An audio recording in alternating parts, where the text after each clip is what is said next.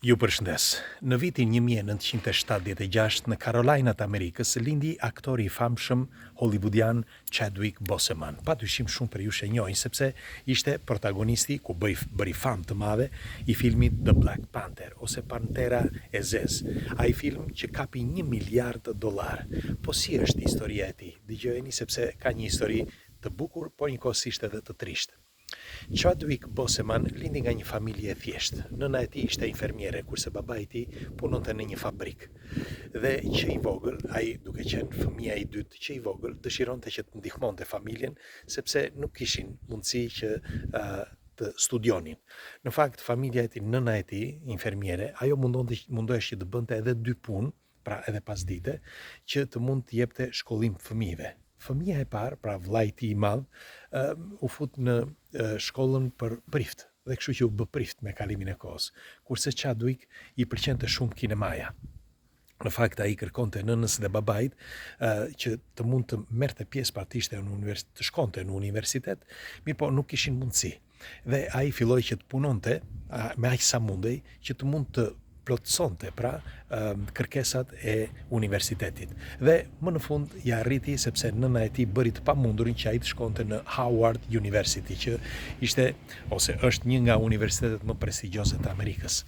Dhe Chadwick filloi studimet për regji. Ajo që atij pëlqente, por duke qenë një profesionist, sepse ai që i ri ishte shumë serioz dhe profesionist, atij do t'i pëlqente shumë të luante si aktor, por nuk mundej dhe ndaj dhe zgjodhi regjin, sepse tha që është pothuajse e pamundur që unë të luaj filma. Vetëm një Denzel Washington mund ta bënte një gjë që ishte krejt rastësisht se si u bë Denzel Washington një aktor i famshëm, tregonte Chadwick. Mirë po, ai nuk e dinte që kishte kualitet, pra Chadwick kishte vërtet kualitet. Në fakt, ai në vitin 2000 përfundoi studimet me nota të shkëlqyera dhe filloi që të merrte pjesë në disa teatre, qoftë si regji, por edhe si aktor. Pastaj në vitin 2003 mori pjesë në një film dhe ky ishte fillimi i karrierës së tij, që nga ai moment filloi që të kishte sukses sepse paraqitja e tij në sken ishte fantastike. Në fakt, të gjithë mendonin që ishte një nga aktorët më të mirë hollywoodian me ngjyrë pas Denzel Washingtonit. Dhe me kalimin e viteve filloi që të bënte dhe filma të rëndësishëm. Mirë po, me Black Panther, Chadwick Boseman u bë ikona e aktorëve me ngjyrë, sepse ishte jo vetëm ishte elegant, simpatik, po ishte te jetë një aktor që te i kalonte edhe aktorët e bardhë, si mund të quhet, dhe e vlerësoni shumë. Në fakt, Marvel filloi që t'i bënte kontrata pafund.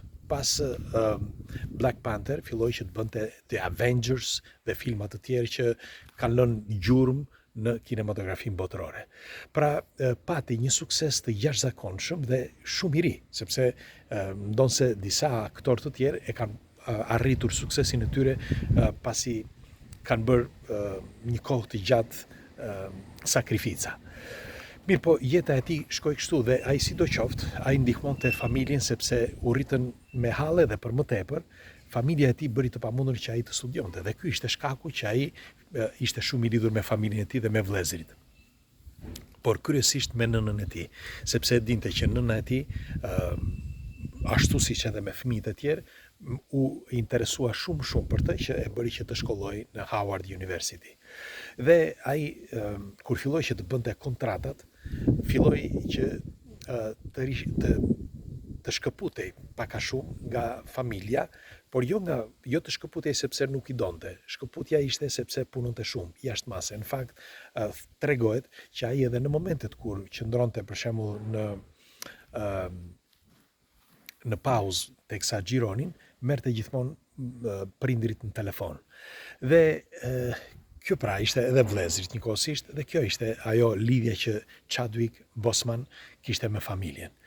Mirë po, ai në vitin 2016 mësoi diçka që do t'i ndryshonte jetën përgjithmonë. Një lajm të tmerrshëm.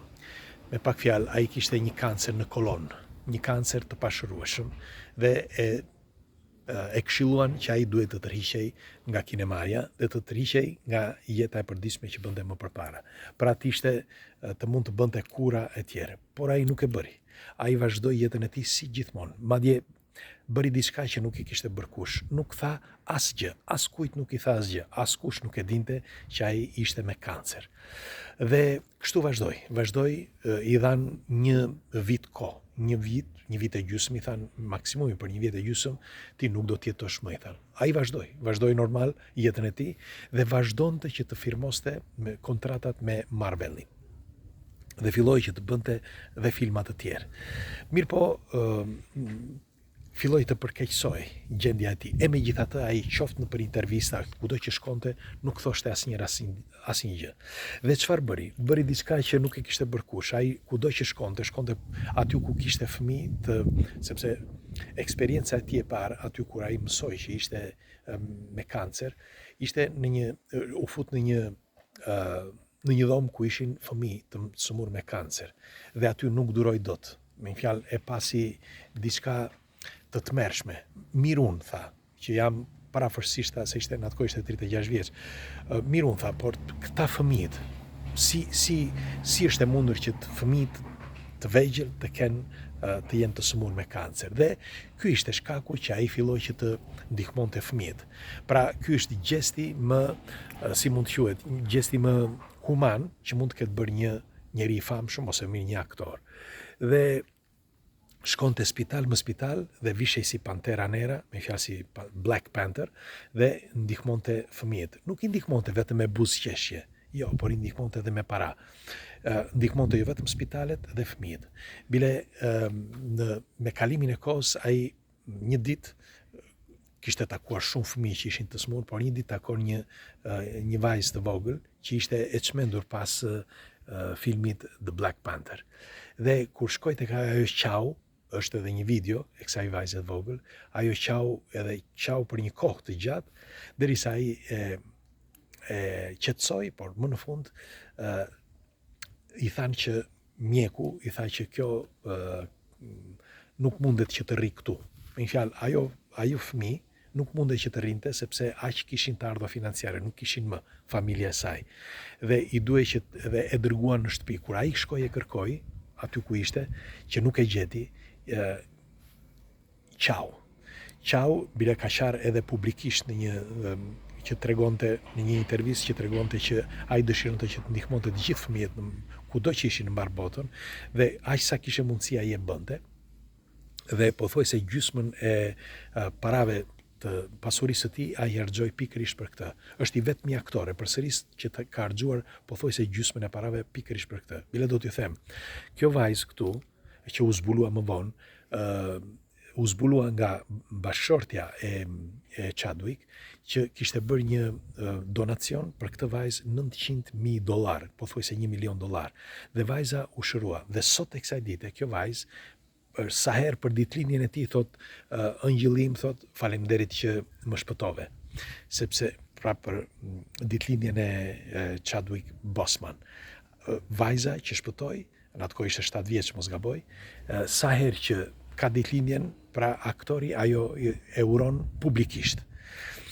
Pikërisht pra sepse e morën vesh më vonë, nuk e dinte as vajza as nëna e saj, nuk e dinte, por e bëri publik këtë lajm bashkëshortja e Chadwickit, pasi ai vdiq, sepse vdiq 41 vjeç, vdiq në vitin 2020, dhe pasi ai vdiq zbuloi këtë faturin që kishte bërë ky në mënyrë anonim kësaj familjeje, dhe familja e mori vesh nëpërmjet gruas së Chadwickit, e mori vesh në televizor dhe kuptoi shumën që ishte dedikuar këtyre. Dhe aty e bën publik edhe ata, ka shkuar edhe nëpër televizione, por që vajza qatëherë, pra që në vitin 2020, vazhdon ende sot që të falenderoj pra Chadwickin. Dhe nuk ishte hera e para, ai kishte bërë edhe herë të tjera, me fjalë në fshehtësi ndihmonte fëmijët.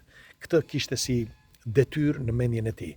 Dhe ai shkonte bënte filma, me fjalë teksa kishte kontratat, por njëkohësisht ai shkonte dhe bënte dhe vizita. por as kush nuk e mori vesh. Pra as vetëm gruaja e tij e mori vesh më vonë në 2 vitet e fundit, por as gazetat, as dhe vëllezërit e morën vesh më vonë, as këto kompanitë e mëdha ku ai bënte filma. Askush nuk e dinte. E morën vesh më vonë sepse ai siç tregonte në orët e fundit të jetës së tij, është e kot që të thuash unë po vuaj për çfarë arsye.